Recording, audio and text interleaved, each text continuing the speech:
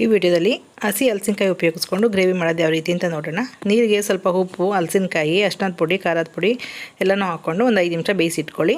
ನಂತರ ಇನ್ನೊಂದು ಪಾತ್ರೆಯಲ್ಲಿ 3 ಟೊಮೊಟೊ, 2 ಈರುಳ್ಳಿ, ಹಾಗೆ ಗೋಡಂಬಿ 1 ಸ್ಪೂನಷ್ಟು, ಶುಂಠಿ ಬೆಳ್ಳುಳ್ಳಿ ಪೇಸ್ಟ್ ಹಾಕ್ಕೊಂಡು ನುಣ್ಣಗೆ ರುಬ್ಬಿಟ್ಕೊಳ್ಳಿ. ಮಸಾಲೆಗೆ ಖಾರದ ಪುಡಿ, ಧನಿಯಾದ ಪುಡಿ, ಕಡಲೆ ಹಿಟ್ಟು 1 ಸ್ಪೂನಷ್ಟು, ಹಾಗೆ ಸ್ವಲ್ಪ ಹಳದಿ ಪುಡಿ, ಕಸ್ತೂರಿ ಮೆಂತ್ಯ 1 ಸ್ಪೂನಷ್ಟು ಹಾಕ್ಕೊಂಡು ಮಸಾಲೆನ ರೆಡಿ ಮಾಡಿ ಇಟ್ಕೊಳ್ಳಿ. ಒಗ್ಗರಣೆಗೆ ಸೋಂಪು, ಜೀರಿಗೆ, ಚಕ್ಕೆ, ಲವಂಗ, ಸ್ಟಾರು, 1 ಏಲಕ್ಕಿ, ಪಲಾವ್ ಎಲೆ, ಮರಾಠ ಮೊಗ್ಗು ಇಷ್ಟನ್ನು ರೆಡಿ ಮಾಡಿ ಇಟ್ಕೊಳ್ಳಿ. ಒಂದು ಪಾತ್ರೆಯಲ್ಲಿ ಎಣ್ಣೆ 2 ಸ್ಪೂನಷ್ಟು, ತುಪ್ಪ 2 ಸ್ಪೂನಷ್ಟು, ತೊಗೊಂಡಿರೋಂಥ ಮಸಾಲೆ ಐಟಮ್ಸ್ಗಳು ಹಾಗೆ ಪುಡಿಗಳೆಲ್ಲ ಹಾಕ್ಕೊಂಡು 1 ನಿಮಿಷ ಮಿಕ್ಸ್ ಮಾಡಿ ರುಬ್ಬಿರೋಂಥ ಮಸಾಲೆ ಹಾಕ್ಕೊಳ್ಳಿ.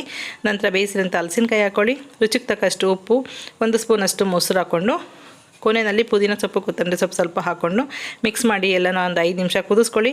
ಬಿಸಿ ಬಿಸಿಯಾದಂಥ ರುಚಿಯಾದಂಥ ಹಲಸಿನಕಾಯಿ ಗ್ರೇವಿ ರೆಡಿ ಆಗುತ್ತೆ. ಮುದ್ದೆ, ಅನ್ನ, ಚಪಾತಿ, ದೋಸೆ, ಇಡ್ಲಿ ಎಲ್ಲರ ಜೊತೆಗೂ ಒಳ್ಳೆ ಕಾಂಬಿನೇಷನು. ಮಾಡಿ ನೋಡಿ. ಈ ರುಚಿ ಇಷ್ಟ ಆದರೆ ಲೈಕ್ ಮಾಡಿ. Okay, bye, thank you.